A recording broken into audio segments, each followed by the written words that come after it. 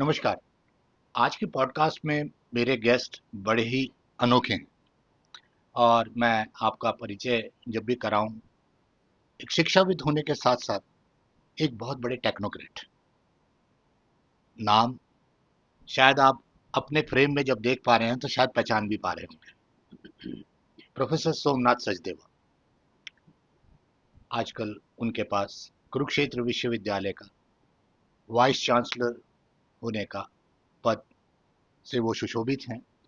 पर अभी अभी हमें पता लगा कि हमारे माननीय शिक्षा मंत्री ने इसको एक नए नाम से कहने के लिए कहा गया कि अब से कुरुक्षेत्र या सभी विश्वविद्यालयों में जो कुलपति के पद हैं उनको कुल गुरु के नाम से जाना जाएगा। चलो, हम अभी तो नहीं कह सकते क्योंकि ऑफिशियली ये नहीं है, पर मैं सोमनाथ जी, आज मैं आपको अपने पॉडकास्ट में आपका स्वागत करता हूँ। सौरभ जी, सबसे पहले तो आपके इस पॉडकास्ट के जितने भी दर्शक हैं उन सबको सादर नमस्कार। और इस पॉडकास्ट को शुरू करने के लिए आपको बहुत बहुत बधाई। धन्यवाद। और ये पॉडकास्ट पहले ही काफ़ी सफल हो चुका है और मेरी शुभकामनाएं हैं कि ये सफलता की बुलंदियों को छुए। बहुत बहुत धन्यवाद। और मुझे पूर्ण विश्वास है कि सौरभ जी जब किसी काम को हाथ में लेते हैं तो सफलता उसके अंदर निश्चित तौर पर मिलेगी और बहुत अच्छी मिलेगी। नहीं, मुझे बहुत बहुत धन्यवाद। सोमनाथ जी के का परिचय कितना ही दे दें उतना ही कम है। वो आज रीजनल इंजीनियरिंग कॉलेज, जब कुरुक्षेत्र में ये एनआईटी हुआ करता था, नेशनल इंस्टीट्यूट ऑफ टेक्नोलॉजी, वहाँ के छात्र रहे और उन्होंने अपनी जो पीएचडी है वो कुरुक्षेत्र विश्वविद्यालय से की। तो वो कुरुक्षेत्र विश्वविद्यालय के एक पूर्व छात्र भी हुए, तो एलुमनस भी है।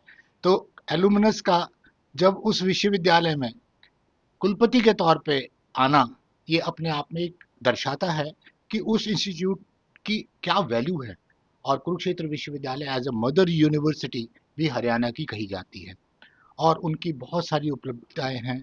उन्होंने बहुत सारे काम किए हैं और ख़ास तौर पे क्योंकि वो सिविल इंजीनियरिंग से आते हैं, तो हरियाणा के बहुत सारे और पैन इंडिया भी उनके बहुत सारे प्रोजेक्ट्स जो उन्होंने सिविल इंजीनियरिंग में अपने तौर पे, उनके रिसर्च के तौर पे और उनका जो कंट्रीब्यूशन है, और बड़े बड़े प्रोजेक्ट्स, चाहे वो रोड प्रोजेक्ट्स हो चाहे ब्रिजेस के प्रोजेक्ट्स हो, उन्होंने उसमें वो सम्मिलित भी रहे।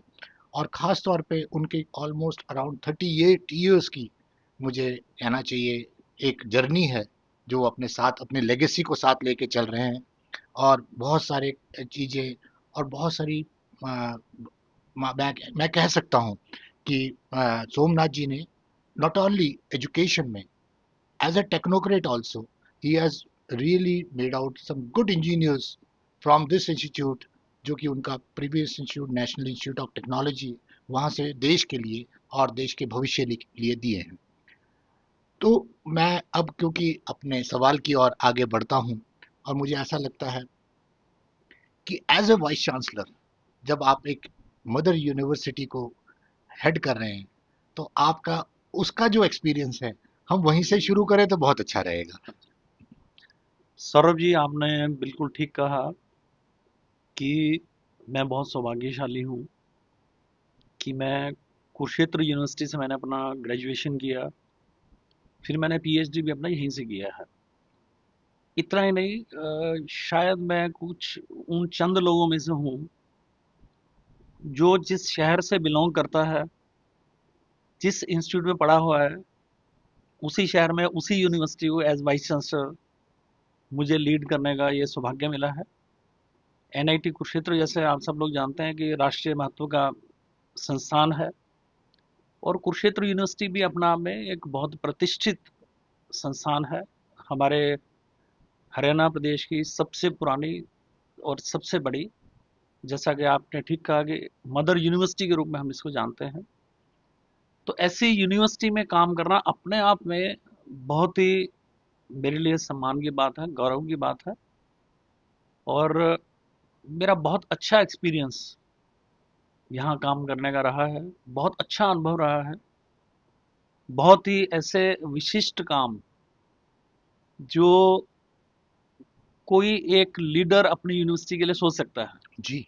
जी। वो हम सब लोग यहाँ, वो सब काम हम यहाँ अपने यूनिवर्सिटी के मेरे जितने सहयोगी साथी हैं, उन सब के साथ मिलकर एज ए टीम हम लोग वो कर पाए, इसकी मुझे बहुत खुशी है। वाह।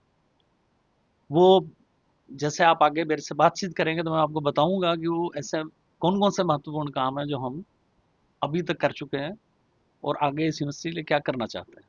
नहीं, बहुत अच्छी बात है, आपने बहुत बढ़िया बात कही। और जब आदमी अपने काम को और अपने पैशन को, मैं तो ये मानूंगा कि डॉक्टर साहब, जितना मैं जानता हूँ आपके बारे में, कि आपके अंदर एक पैशन है। आप प्रोजेक्ट्स को या टारगेट्स को अपने पैशन के हिसाब से देखते हैं। तो आपने इन चीज़ों को ज़रूर किया।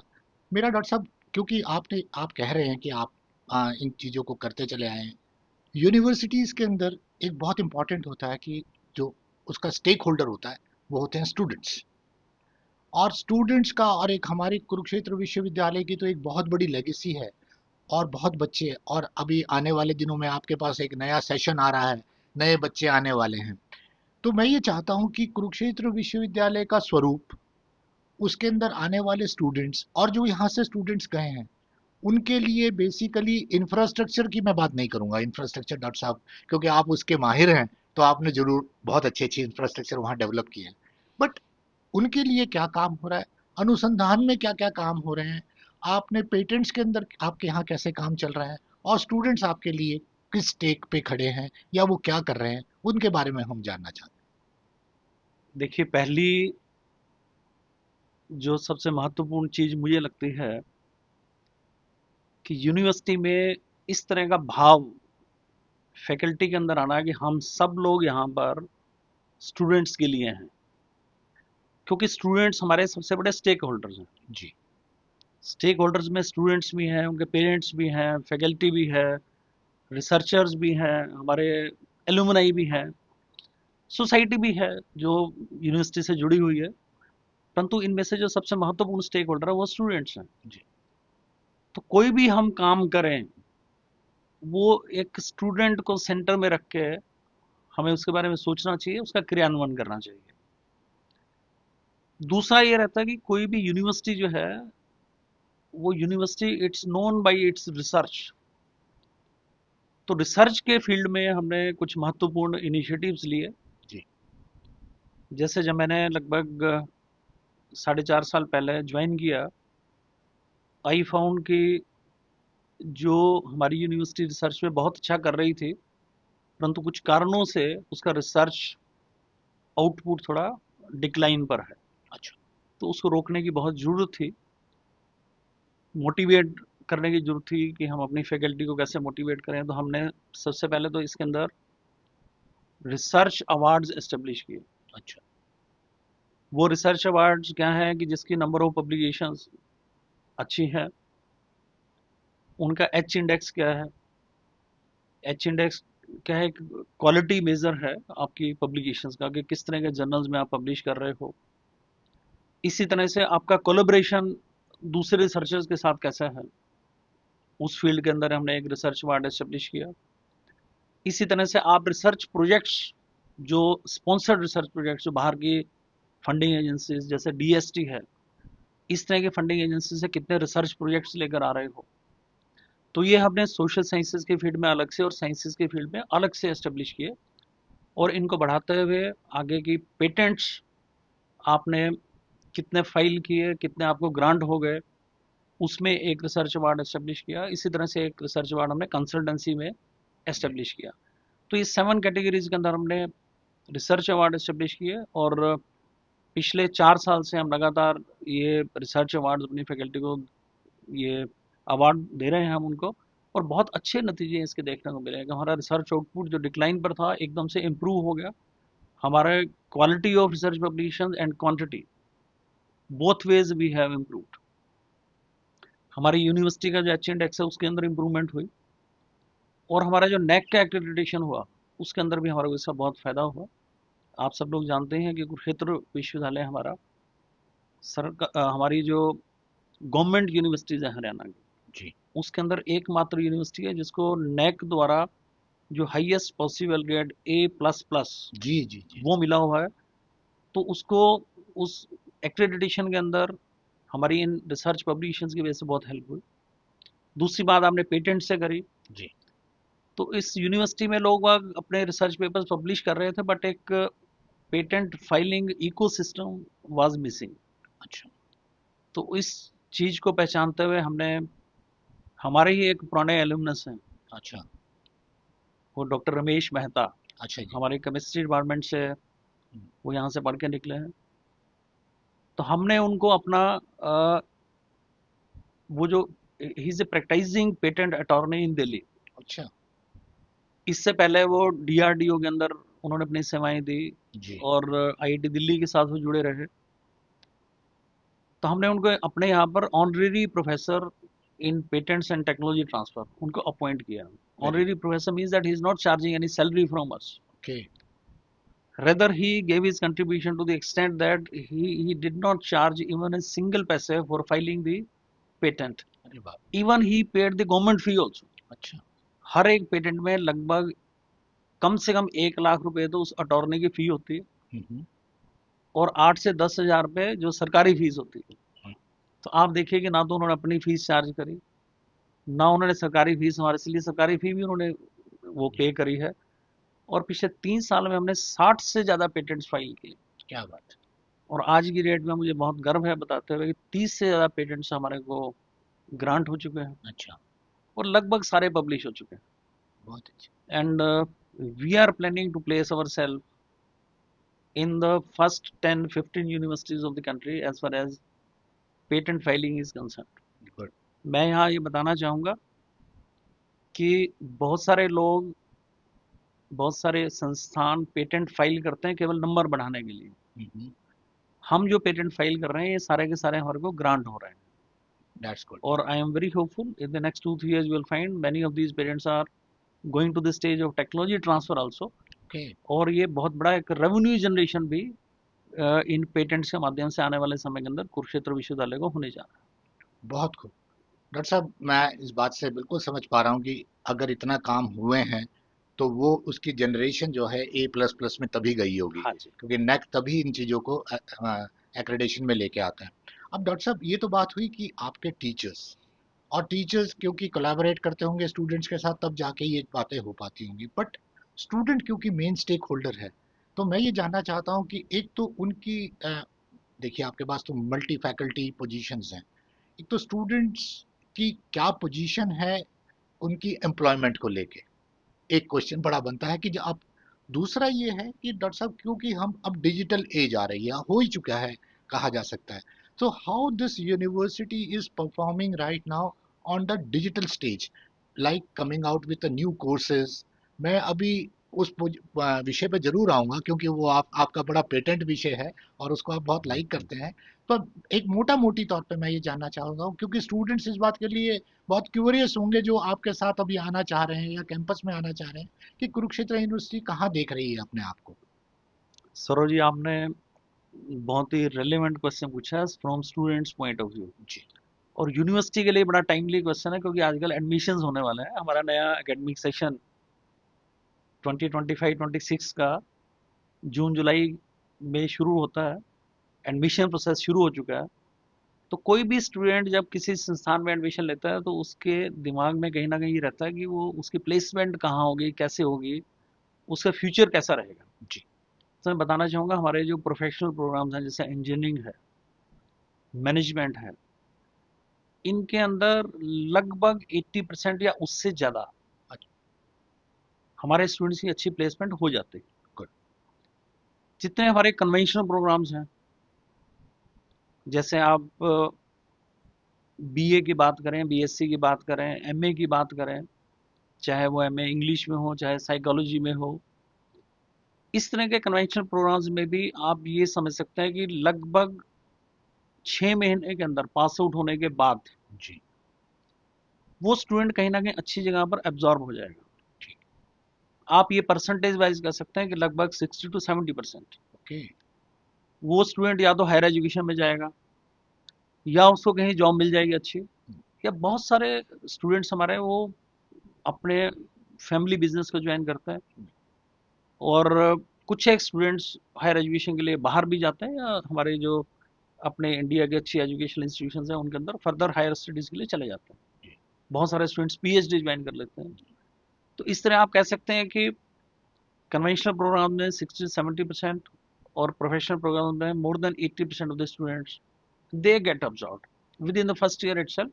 और बाद में तो आप ये कह सकते हैं कि जो भी यूनिवर्सिटी से निकलता है वो कोई खाली तो रहता नहीं है। जी किसी को 1 साल, किसी को 1.5 साल, सब के सब लोग कहीं ना कहीं अच्छे लाइफ के अंदर सेटल हो जाते जी जी, मैं इस बात को बिल्कुल मानता हूँ कि हैं। आपने ये दूसरा आप पूछ रहे थे हाँ कि डिजिटल तौर पर हम यूनिवर्सिटी में क्या कर रहे हैं। जी तो मैं बताना चाहूँगा कि हमने जो स्टूडेंट्स हैं एडमिशन से लेकर उनके पास आउट होने तक एक IUMS integrated university management system जी which is completely online system. ड- आपने ऑनलाइन अप्लाई करना है। आपने जब एग्ज़ाम देना है तो यह गोटे डैशबोर्ड, कौन सा सब्जेक्ट आप पढ़ रहे हो, हर स्टूडेंट को डैशबोर्ड में पता है। ठीक है जी। और ये पूरे का पूरा एडमिशन प्रोसेस ऑनलाइन है, मतलब वेरी पूरा life cycle of the student from good. Admission to the passing out, ये कम्प्लीटली ऑनलाइन सिस्टम है आजकल। एग्जामिनेशन भी लगभग हमारा कंप्लीट, जो एग्जामिनेशन प्रोसेसेस हैं पेपर सेटिंग के, और उसके बाद रिवोल्यूशन के अप्लाई करना है आपने, स्टूडेंट को इन्फॉर्म करना है। These are all digital processes that we are following. Most of the branches have been shifted to the IUMS. You can say almost 70 to 80% of our branch work, routine branch work, like registration branch, examination branch, accounts branch, they are working all online. Remaining 20% we are hopeful that in the next 1 to 2 years we will be completing that also.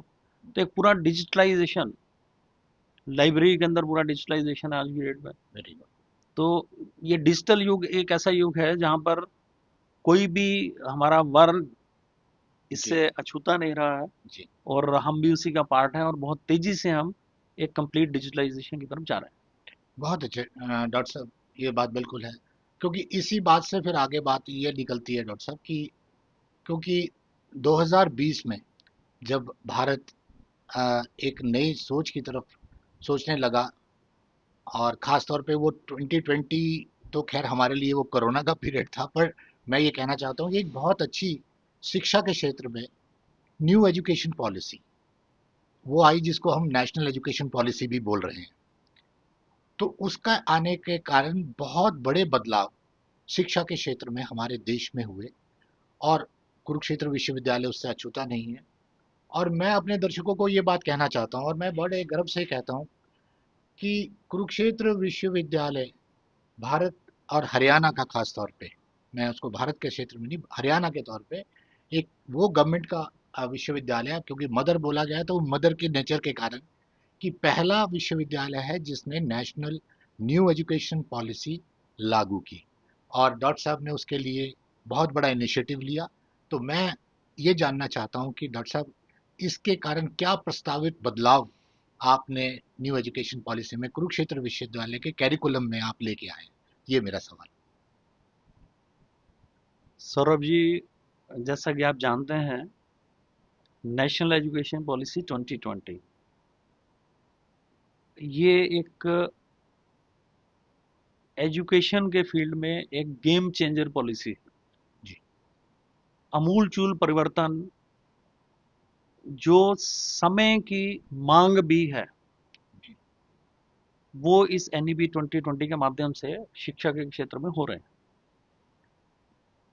इस NEP 2020 का अगर vision ही देखें हम, वो vision क्या है? To provide a quality education ecosystem जी which is rooted in Indian ethos, which is based upon equity and inclusion, जी to provide holistic and multidisciplinary education, to produce well-rounded individuals जी who can work for the nation, true who can work with the spirit of nation first. जी And with this NEP 2020, we want to establish in our country as a global knowledge leader, which is going to be based upon the changes that we are going to have under NEP 2020. जी अब इसमें एक holistic और multi disciplinary education हमने देनी है। जी holistic का मतलब ये है कि हमने एक इंडिविजुअल की जो उसकी मैक्सिमम कैपेसिटीज को हम डेवलप कर सकें उसका प्रयास करना है।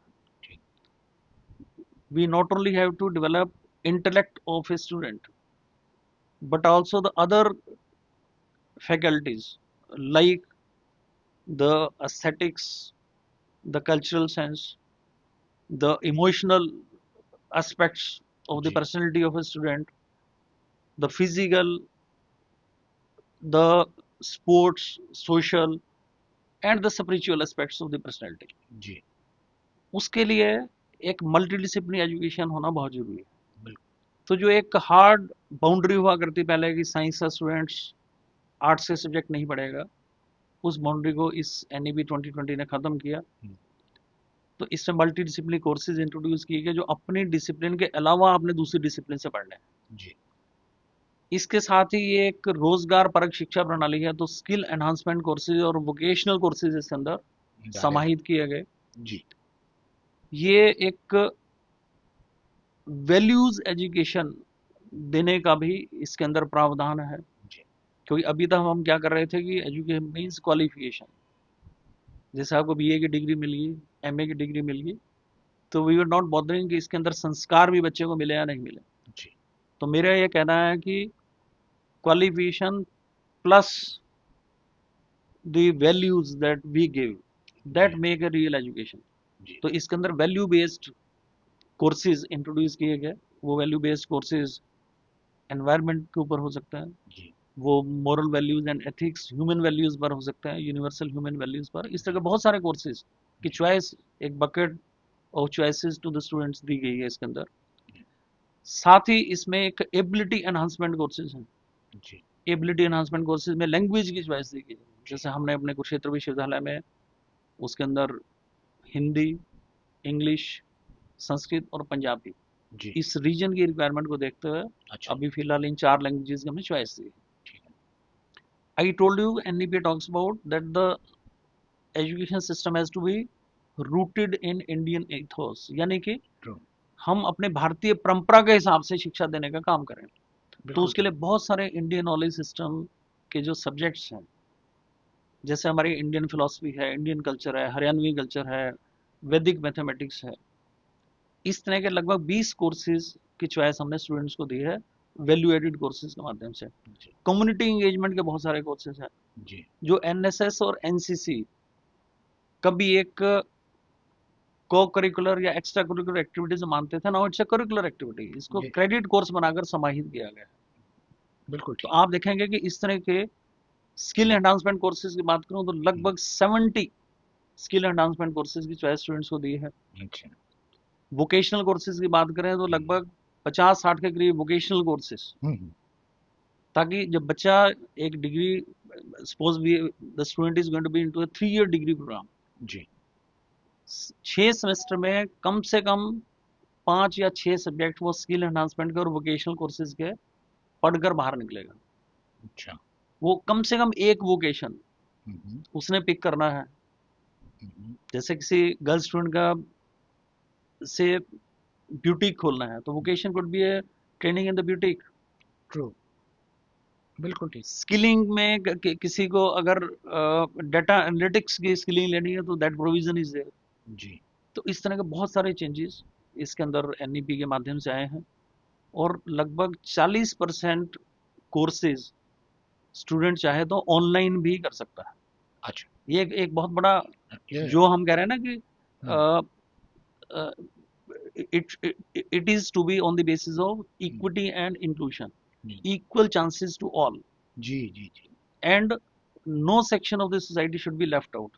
जी जो पढ़ना चाहता है और हम उस तक ना पहुंच पाए, बिल्कुल तो ठीक इसके बात अंदर सभी का ध्यान रखा गया। तो it is going to be a game changer in the time to come. आप इसका इफेक्ट देखना 2-3-4 साल बाद, जब जी बच्चों में स्किलिंग हो जाएगी, जी जब बच्चों में वैल्यूज आ जाएंगी, जी when our students will start feeling proud about the achievements of their country, true so it will change the overall, say, the mindset of the students. ये आप बहुत जरूरी था, समय की मांग थी। हमारे आसपास जो हमारी वेस्टर्न कंट्रीज, एडवांस कंट्रीज के अंदर जो चेंजेस हो रही थी, वो सारी की सारी वो चेंजेस, एडवांसमेंट्स एनईपी के माध्यम से आ रही हैं। प्लस हम लोग we are rooted in our Indian ethos also, यानी कि आप कह सकते हो it is going to bring in the global mindset with Indian taste, Indian taste, with Indian heart. Indian है। यस। एब्सोल्युटली डॉक्टर साहब, मैं ये बातें मुझे इतनी अच्छी लग रही हैं कि हो सकता है कि it will be a game changer. और जो हम ये बात कहते थे कि आपने नेशनल कैरेक्टर इनकलकेट करना है हर स्टूडेंट में, हर ह्यूमन बीइंग में, और जो इंडियन नेशनल है वो इसमें से कहीं दिखाई देती है। पर डॉक्टर साहब, इसी में से एक छोटा सा सवाल ये निकलता है, क्योंकि ये इसका एरिया बहुत वाइडन एंड ब्रॉडन हो गया है, तो आपको उसके लिए फैकल्टीज और उसके लिए सारी चीजें वो आप कैसे उसका बैलेंस क्रिएट करेंगे? और हो भी सकता है, क्योंकि क्योंकि नेशन वाइड चीज है, इसके लिए ह्यूमन रिसोर्स डिपार्टमेंट भी इसको देख रही होगी, आप उस चीजों को सोच भी रहे होंगे, तो what is your real plan to really combat it's a new kind of thing coming into the system? Yes Saroj ji, मैं समझ गया। आप ये जानना चाह रहे हैं कि एनईपी को लगाने में जो चैलेंजेस हैं यस, उसको एब्सोल्युटली। हम कैसे हैंडल कर रहे यस। हैं। Very true. मैं आपको सबसे पहले तो ये बताना चाहूँगा कि despite all these challenges we have been able to implement NEP 2020 with its all provisions. इसके सभी जो कोर प्रावधान हैं, गुड। जितने भी इसके मेन फीचर्स हैं, उन सब को समाहित करते हुए हम लोगों ने, यानी कि कुरुक्षेत्र विश्वविद्यालय ने इसको पूरे देश में सर्वप्रथम लगाया है। जी। We have implemented in our UG as well as PG programs. Ji. We have been able to declare our results also under NEP very successful. जी। क्योंकि हमने 2022-23 में अभी यूजीसी ने केवल ड्राफ्ट गाइडलाइंस दी थी। अच्छा। हमने अपने IHS, जो हमारा institute of integrated and honours studies, जो अर्स्टवाइल यूनिवर्सिटी कॉलेज था, उसके अंदर यूजी प्रोग्राम में लगाया था। और नेक्स्ट ईयर 2023-24 में हमने अपने सभी एफिलिएटेड कॉलेजेस के अंदर लगाया। जो हमने एक्सपीरियंस गेन किया, experience is very important. जी। We face number of issues in the first year, and while taking it to a very large scale to all the affiliated colleges, because we had the experience, so we could address many of those issues जी। because of the experience gained. True. And then from last session 24-25, we could implement in all the PG programs of our campus as well as all the affiliated colleges. That's good. तो आज की date में हम ये कह सकते हैं इसको पूर्णतः हमने लगा दिया। इसके जो कोर प्रावधान हैं, जिसके अंदर एक मल्टीपल एंट्री एग्जिट, जी। यानी ये दूसरा इसमें flexibility of choice of subjects, जी। मल्टी डिसिप्लिनरी चॉइस, जी। मल्टी डिसिप्लिनरी के साथ लगाया। मल्टीपल एंट्री एग्जिट की बात करें तो एक पहले साल के बाद अगर कोई स्टूडेंट छोड़ना चाहे तो उसको एक सर्टिफिकेट मिलेगा उस विषय के अंदर। जी। 2 साल में छोड़ेगा तो डिप्लोमा मिलेगा, 3 साल में उसको डिग्री मिलेगी। जी। और इसमें 4 ईयर डिग्री प्रोग्राम का भी प्रावधान है। अगर कोई 4 साल पूरे करता है तो उसको डिग्री विद ऑनर्स मिलेगी। ठीक। और इसमें degree with honours and research का भी प्रावधान है, अच्छा। यानी कुछ एक एक्स्ट्रा क्रेडिट करके आप degree with honours and research कर सकते हो। अच्छा। ये जो 4 ईयर डिग्री प्रोग्राम है, उसका पोस्ट ग्रेजुएशन में स्ट्रेट अवे सेकेंड ईयर के अंदर एडमिशन होगा। जी। यानी कि post graduation is also going to be now, it can be 1 year, it can be 2 year, depending on आपने 3 ईयर डिग्री प्रोग्राम किया हुआ है या 4 ईयर किया हुआ है। अच्छा। तो 4 ईयर वाले का सेकेंड ईयर में एडमिशन होगा वहां पर। Very good. और जिसने degree with honours and research करी हुई है, उसका पोस्ट ग्रेजुएशन में सेकेंड ईयर में भी एडमिशन हो सकता है, और उसका पीएचडी के अंदर डायरेक्ट एडमिशन भी हो सकता है। Very good. तो आप देखिए कि इसमें कितने सारे चेंजेस आ रहे हैं। अब मैं आपको बात करता हूँ कि इसमें चैलेंजेस की। जी। बहुत सारे चैलेंजेस थे, खासकर जब हम इसको अपने एफिलिएटेड कॉलेजेस के अंदर लगाने जा रहे थे। No other university of this state was ready to implement it because of these challenges. वो चैलेंजेस क्या थे कि नंबर 1 कि फैकल्टी की ऑलरेडी शॉर्टेज है, और अभी इतने सारे नए सब्जेक्ट्स आ रहे हैं, स्किल एनहांसमेंट आ रहा है, एबिलिटी एनहांसमेंट आ रहा है, वैल्यू एडिड कोर्सेज आ रहे हैं, मल्टी डिसिप्लिनरी कोर्सेज आ रहे हैं, वोकेशनल कोर्सेज हैं। एक चीज मैं आपको बता दूं कि इसमें जब भी कोई बच्चा एग्जिट करता है अच्छा जी। उससे पहले इंटर्नशिप कंपलसरी है। हम्म। यानी कि फर्स्ट ईयर में एग्जिट अगर आप लोगे तभी एग्जिट कर सकते हो, अगर आपने उसमें इंटर्नशिप कर 1.5 से 2 महीने की 4 क्रेडिट कोर्स आपने इंटर्नशिप का यानी किसी इंडस्ट्री के साथ किया है, तो इंटर्नशिप का भी एडिशन हो रहा है। तो ये कौन करवाएगा? तो government was also in a fix, मगर हमारी जो पॉलिटिकल लीडरशिप थी उस समय की, माननीय मुख्यमंत्री श्री मनोहर लाल खट्टर जी, ही वाज वेरी फार। ये उनकी, माननीय मुख्यमंत्री जी की और हमारे कुलाधिपति चांसलर ऑफ द यूनिवर्सिटी हमारे गवर्नर साहब आदरणीय बंडारू दत्तात्रेय जी, इनका विजन ये था कि जो एनईपी 2020 का डॉक्यूमेंट ये कहता है कि 2030 तक हमने लगानी है, तो हमने 5 साल पहले ही लगानी है हरियाणा के अंदर। बहुत अच्छे। तो चूंकि हमारी मदर यूनिवर्सिटी है हम्म, तो हमारे को रिस्पॉन्सिबिलिटी दी गई थी और मुझे खुशी है कि उस रिस्पॉन्सिबिलिटी को हमने बखूबी निभाया। तो मेरा ये था कि फैकल्टी शॉर्टेज तो है, हम्म। परंतु अगर आप ये कहो कि 2030 तक आप ये फैकल्टी शॉर्टेज दूर कर दोगे तो हम 5 साल वेट कर लेते हैं। हम्म, तो आंसर वाज कि ये फैकल्टी शॉर्टेज तो रहेगी एज सच, हमारे को under the given circumstances only we need to accommodate. जी। फिर इसमें क्या है कि ये इतने सारे नए सब्जेक्ट्स की चॉइस आ रही है कि कहीं वर्कलोड कम हो रहा है, जैसे मैथमेटिक्स का वर्कलोड कम हुआ, बट बहुत सारे स्किलिंग के नए कोर्सेज आ गए, तो हमारी जी। फैकल्टी उन नए कोर्सेज को टीच कर सकती है। ठीक है। इतना सही बैलेंस बिठाना है हमें जी जी। कि कहीं कुछ देखिए, एक एक स्टूडेंट ने तो दिन के अंदर उसने 7 पीरियड ही पढ़ने हैं, 5 या 6 दिन क्लासेस लगनी, तो उसका लोड तो चेंज नहीं हो रहा। तो कुछ नए कोर्सेज आने का मतलब ये है कि कुछ पुराने कोर्सेज का लोड कम होगा। जी। तो जिन लोगों का लोड कम हो रहा है उनसे हमने इन नए कोर्सेज को टीच टीच करवाना है। करवाना है, ठीक है जी। फिर हमने ये जो पूरी की पूरी पॉलिसी है, ये स्टूडेंट सेंट्रिक है, but at the same time this is based upon giving autonomy to the teachers, good. and it is making good efforts towards the development of the teachers as well. जी जी जी। तो teacher के पास जब ये autonomy है कि उसने क्या पढ़ाना है, जी वो अपने कोर्सेज को खुद डिवाइस कर सकता है। तो बहुत जी सारे कोर्सेज को हमने फ्रेम करके दिया जी। और कॉलेजेस को कन्विंस किया कि अगर फिर भी कोई इशू रहेगा तो you design your own course that's good. and we will implement that course in your college. जी And still, if you have any problem, then Kurukshetra University will be making arrangement for online teaching जी। of your students that's good. through our faculty in the university. So this is how we could convince. देखिए। उसके लिए बहुत अच्छी preparation करी हमने, जी workshops करी principles के साथ, टीचर्स के साथ करी, उनको ट्रेन किया। And I am happy to share कि सभी प्रिंसिपल साहबान ने, सभी टीचर्स ने बहुत सहयोग किया। जी and I could hardly find any resistance anywhere, जी और इम्प्लीमेंटेशन के बाद सब बहुत खुश है। जी। इसका असर क्या है, मैं केवल एक सेंटेंस से आपको बताना चाहूँगा। जब हमारे यूनिवर्सिटी कॉलेज में आईएचएस के अंदर इसको इम्प्लीमेंट किया हमने, जी। तो शुरू में कुछ इश्यूज आए, हम्म, क्योंकि स्टूडेंट्स को बहुत सारी चॉइसेस अवेलेबल थी, हम्म, टाइम टेबल उसके हिसाब से एडजस्ट नहीं हो पा रहे थे। तो शुरू का 1-1.5 महीना जैसे ही बीता, जैसे ही उनको सेटल किया हमने उनके सब प्रॉब्लम्स को, हम्म, उसके बाद जो सीनियर बैचेज चल रहे थे हम्म। उन सारों ने डिमांड करनी शुरू कर दी कि सर ये तो इतनी अच्छी पॉलिसी है, हमारे पे भी लगाओ वहाँ पे। अच्छा। So that was the kind of impact that we could have among yes. The students. आप मैं इस बात से डॉक्टर साहब बिल्कुल निकाल पा रहा हूँ कि एक बहुत बड़ी बात जिसको मैं बहुत ज़्यादा तवज्जो देता हूँ वो ये है कि टीचर्स का अगर पैशन कहीं भी काम कर रहा है और वो प्रोफेशन में रिफ्लेक्ट करा दे तो हो सकता है उसका स्टूडेंट का बहुत लाभ हो जाए, क्योंकि वही ज़रूरी नहीं है कि वो क्या पढ़ा रहा है, हो सकता है कि he is very good in music also, so he can go even teach the music yes. By he is a teacher of physics. अच्छा डॉक्टर साहब, अब यहाँ से मैं आपको थोड़ा सा अलग ले जाना चाहता हूँ।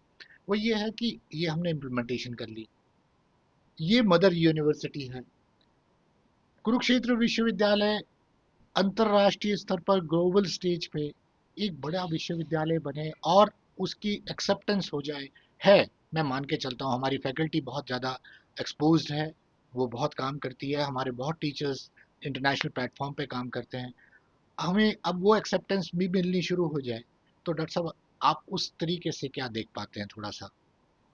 Saurabh ji, internationalization of education is one of the core components of national education policy 2020। ये भी एक इसका एक प्रोविजन है। और आप देख ही रहे हैं कि अभी बहुत सारी फॉरेन यूनिवर्सिटीज़ को एनईपी के तहत ही उनको अपने कैंपसेस डेवलप करने के लिए दिए गए इंडिया के अंदर डेवलप करने के लिए दिए जी गए, जी जी ऐसी परमिशन उनको मिली है। जी इसी तरह से जितनी भी हमारी एग्जिस्टिंग यूनिवर्सिटीज़ हैं उनको भी ये फ्रीडम दी गई है कि वो भी जो बाहर की यूनिवर्सिटीज़ हैं उनके साथ अपने कनेक्शंस को डेवलप करें, लिंकेजेस बनाएं, एमओयू साइन करें। जी इसी के तहत हमने पिछले 3 साल के अंदर जो हमारी इंटरनेशनल लेवल की बहुत अच्छी यूनिवर्सिटीज़ हैं, ऐसी लगभग 12 यूनिवर्सिटीज़ के साथ अच्छा हमने अपने एमओयू साइन किए हैं। जी उनमें से एक यूनिवर्सिटी जो है वो अ, जो स्टेट यूनिवर्सिटी ऑफ न्यूयॉर्क अच्छा जी बेफलो के अंदर कैंपस है उनका, एक एमओयू हमारा उनके साथ है। बहुत अच्छा इसी तरह से हमारी जो 7 यूनिवर्सिटीज़ हैं जो एक इंडोनेशिया, मलेशिया, थाईलैंड, अच्छा जी this is the growth triangle, okay IMT growth triangle of these 3 countries. So last to last year, they were having a ministerial meeting, and India was invited as a partner country अच्छा in the ministerial meeting of these 3 countries. ठीक है जी And I'm happy to share कि India से केवल एक ही university को वहाँ invite किया गया था, दैट वाज कुरुक्षेत्र यूनिवर्सिटी। बहुत अच्छे तो हमने IMT ग्रोथ ट्रायंगल की यानी कि इन 3 कंट्रीज की 7 पब्लिक यूनिवर्सिटी के साथ MOU साइन किया एक ही दिन में ड्यूरिंग दैट मिनिस्ट्रियल मीटिंग। अच्छा और इसी तरह से 3-4 यूनिवर्सिटीज और हैं जिनके साथ हमने MOU साइन किए हैं। और केवल इतना ही नहीं है, अभी डिजिटलाइजेशन के माध्यम से आज की डेट में लिंकेजेस डेवलप करना बाहर की यूनिवर्सिटी के साथ बहुत इजी हो गया है, चाहे तो स्टूडेंट एक्सचेंज प्रोग्राम हो, जी फैकल्टी एक्सचेंज प्रोग्राम हो, जी उनके साथ ज्वाइंट कॉन्फ्रेंसेस करने का हो। जी and I am hopeful that very soon will be starting some kind of joint degree program also बहुत अच्छे with these universities in the time to come. Doctor तो साहब इस डायरेक्शन हम बढ़ रहे हैं क्योंकि हरियाणा से आपको ध्यान में है कि हमारे बहुत सारे स्टूडेंट्स जी बाहर जा रहे हैं। जी यहाँ तक कि कुछ एक तो गांव हमारे जो पंजाब के साथ स्पेशली लगते हुए गांव है, गांव के गांव खाली हो चुके हैं यूथ से। बिल्कुल तो कहीं ना कहीं इस इंटरनेशनलाइजेशन ऑफ एजुकेशन के माध्यम से उनको एक अवसर मिलेगा अपने देश में रहकर पढ़ने का, जी और बाद में उनका चूंकि एक्सपोजर इन फॉरेन यूनिवर्सिटीज के साथ होगा तो वो वहाँ पर भी जा पाएंगे। बिल्कुल तो इस तरह का हम लोग सोच रखते हैं, आने वाले समय के अंदर लगता है इसको हम कर पाएंगे। बहुत अच्छी बात है डॉक्टर साहब बहुत आनंद आ रहा है आपसे बात करते करते और मैं आखिर में आपसे सिर्फ इतना पूछ जानना चाहूँगा कि आप कुरुक्षेत्र विश्वविद्यालय के छात्रों को और हरियाणा के सभी विद्यार्थियों को एज ए वाइस चांसलर आप क्या संदेश देना चाहेंगे देखिए, मैं अपने विश्वविद्यालय के छात्रों को और हरियाणा के छात्रों को ये संदेश देना चाहूँगा कि NEP 2020 उनके लिए अपार संभावनाएं लेकर आई। जी उनको बड़ी सोच के साथ और बड़े दिल के साथ इसके जो प्रोविजंस है उनका फ़ायदा उठाना चाहिए, क्योंकि ये उनको स्किल एनहांसमेंट में हेल्प कर रही है, जी उनको वोकेशनल एजुकेशन के अंदर हेल्प कर रही है। जी तो जितने भी इसके प्रावधान हैं उसके अंदर वो बढ़ चढ़ कर भाग लें, खासकर जो इसके अंदर पेडागोजी के अंदर जो टीचिंग लर्निंग हमारा प्रोसेस है उसके अंदर जो चेंजेस आ रही हैं, जी वो चेंजेस क्या है कि classroom teaching is now undergoing a change. जी वो it is not going to restrict to only the one way communication जी कि टीचर आया क्लास में लेक्चर दिया और चला गया। Hmm no, it is going to be more of interaction type. Interactive okay इसमें फ्लिप्ड क्लासरूम का कंसेप्ट आ रहा है कि जहाँ पर टीचर ने आपको अगले दिन जो पढ़ाना है उसके नोट्स आपको एक दिन पहले दे दिए हैं, आप घर से तैयारी करके आए, जी और अगले दिन चूंकि आप पहले से पढ़ के आए हुए हैं तो आपने उस पर डिस्कशन करना है, जी आपने क्वेश्चंस पूछने हैं। क्या तो ये हाँ, जो 3C का कंसेप्ट है, हम्म, क्यूरियोसिटी यानी कि आपको सब्जेक्ट के बारे में जानने की उत्सुकता जी वो होनी चाहिए। जो इन्फॉर्मेशन टीचर ने दी है उस पर क्रिटिकल थिंकिंग करनी। जी तो second C is critical thinking. Correct कि don't accept whatever is being told to you, जी यू एक्सप्लोर योर सेल्फ। जी आज की डेट में पूरी नॉलेज आप अपनी पॉकेट में लेके घूमते हो, जी take the help of chat GPT, take the help of net, try to find out, जी एक्सप्लोर इट। जी Whatever teacher has told, you are exploring yourself, and जी then you make up your mind what is correct, what is not correct. Correct And the third one is creativity. Correct तो जो existing information है, जी जो existing state of knowledge है, जी don't feel satisfied with that. Ji Try to add something to the present day knowledge. That is your creativity. So that will lead to innovation, that will lead to research. हमारा देश आज पूरे विश्व का सबसे युवा देश है। जी 15 से 29 साल के बीच में हमारा लगभग 37 करोड़ युवा हैं। जी हमारे युवाओं की माइंड सेट में जी जो ये है कि रोजगार जी रोजगार की एक गलत डेफिनेशन उनके दिमाग में है। हम्म, वो गलत डेफिनेशन क्या है कि सरकारी नौकरी ही रोजगार है। जी जी जी तो इस मिथ में से बाहर आना चाहिए उनको। जी रोजगार की असली डेफिनेशन को समझें। जी वो ये समझें कि सरकारी नौकरियां मात्र 2% है, जी अच्छी कारपोरेट नौकरी 5.5 से 6% है। जी बाकी जो लगभग 30%, यानी कि 2 और 6 8% तो ये हो गया। जी 30% हमारे कॉन्ट्रैक्टर कैजुअल वर्कर्स हैं, जहाँ पे जी 10-15 हज़ार महीने से ज़्यादा उनकी इनकम नहीं होती, तनख्वाह नहीं मिलती, जी किसी तरह की कोई सोशल सिक्योरिटी नहीं होती। जी मैं नहीं चाहता कि हमारा यूनिवर्सिटी का कोई स्टूडेंट इस तरह की नौकरी करे। यानी कि यूनिवर्सिटी के स्टूडेंट्स के लिए, छात्रों के लिए केवल 8% नौकरियां हैं। जी बाकी का हमारा जो लगभग 60% रोजगार है वो स्वरोजगार के माध्यम से आता है। स्वरोजगार के लिए स्किलिंग होनी बहुत जरूरी है। आपके अंदर उद्यमिता, एंटरप्रेन्योरशिप होनी बहुत जरूरी है, और नेशनल एजुकेशन पॉलिसी स्किलिंग और एंटरप्रेन्योरशिप पे जोर डेवलप देती है। करने का एक रूट है। हमारी यूनिवर्सिटीज के अंदर इंक्यूबेशन सेंटर्स हैं। जी जैसे कुरुक्षेत्र यूनिवर्सिटी में 2 इंक्यूबेशन सेंटर हैं। अच्छा you come up with any idea hmm, where your idea is going to be से इनक्यूबेटेड। करेक्ट मतलब आइडिया से प्रोटोटाइप तक आने के लिए we call it as a pre incubation process, जी and then from prototype to product we call it as incubation of the idea. जी इसके लिए हमारी सारी लैब की सुविधाएं हैं, हमारे पास अपने फैकल्टी मेंटर्स हैं, हमारे पास इंडस्ट्री मेंटर्स हैं। जी कोई पत्रकारिता के उसके अंदर उद्यमी बनना चाहे तो सौरभ जी जैसे लोग हमारे साथ जुड़े हुए हैं। जी जी तो ये सब लोग मेंटरिंग करने के लिए तैयार हैं। और जब एक कोई पूरे भाव के साथ मेंटरिंग करता है तो उसके अंदर वो जो सरकारी सिस्टम वाली फॉर्मेलिटीज वो नहीं रहती हैं, तो एक रियल मायने में गाइडेंस मिलती है स्टूडेंट को। करेक्ट फंडिंग का प्रावधान है।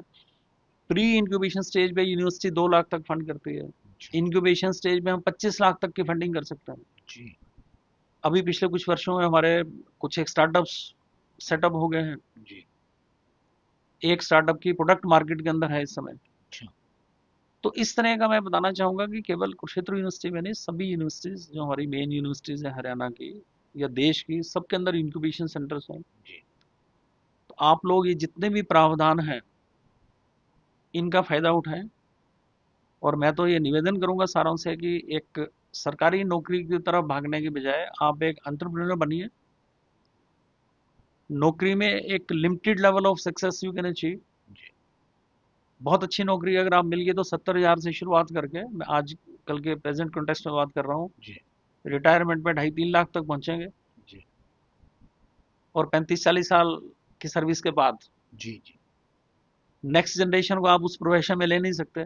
जी और इतनी मेहनत अगर आप एंटरप्रेन्योरशिप में लगाएंगे जी तो maybe when you get out of your business after 35 year 40 year you have got a 500 crore rupees company. जी और नेक्स्ट जनरेशन को, अपने बेटे को, बेटी को सारे का सारा बेनिफिट ट्रांसफर करके जाओगे। बिल्कुल बहुत अच्छी तो अपना माइंडसेट हम चेंज करें। जी और एक नौकरी के पीछे भागने के बजाय एंटरप्रेन्योर बने। जी और अगर हम एंटरप्रेन्योर बनते हैं तो हमारे देश की जो सबसे बड़ी समस्या कि हम इतने सारे यूथ को रोजगार युक्त कैसे कर पाए, जी उसके अंदर भी आप कंट्रीब्यूट करते हैं और देश की इकोनॉमी को बढ़ाने में एक बहुत बड़ा योगदान रहेगा, लोगों को रोजगार देने में आपका योगदान रहेगा।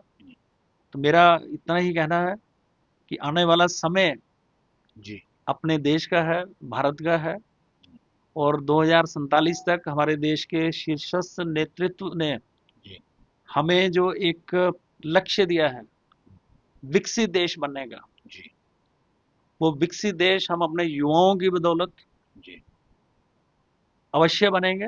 जी युवाओं को एंटरप्रेन्योर बनना है, उनको इनोवेटिव बनना है, उनको रिसर्च के अंदर अपना कंट्रीब्यूशन देना है। Definitely will be able to achieve our this ambitious goal. तो सौरभ जी, मैं इतना ही कहना चाहूँगा। आपने मुझे आज समय दिया, इसके लिए आपको बहुत बहुत धन्यवाद, और सभी दर्शकों का भी मैं धन्यवाद करता हूँ। बहुत बहुत धन्यवाद डॉक्टर साहब, मेरे पॉडकास्ट में आप आए, मेरे लिए बड़ा सौभाग्य का विषय था। और ख़ास तौर पे ये जनरेशन जो यूथ है और आपके साथ आपके यूनिवर्सिटी में पढ़ रही है, चाहे वो कॉलेज में पढ़ रही है, और मुझे तो मैं ये चाहूँगा कि ये मैं अपने उन दर्शकों जो स्कूल में भी पढ़ रहे हैं वो भी इसको सुने, क्योंकि आज डॉक्टर साहब ने वो एक रोड मैप दिया है उनको रियल टाइम एक एंटरप्रेन्योर बनने का और इस देश में कंट्रीब्यूट करने का। और by 2047 when we see our nation as a developed nation और एक बहुत बड़ा इकोनॉमी के रूप में भी हम देख पाएंगे। मुझे आपके इस संदेश से पूरा ऐसा लगता है कि देश जो है एक बड़ी नई ऊंचाइयों को छूने वाला है। डॉक्टर साहब, आप मेरे पॉडकास्ट में आए, आपका बहुत बहुत धन्यवाद। नमस्कार। धन्यवाद, अच्छा, धन्यवाद।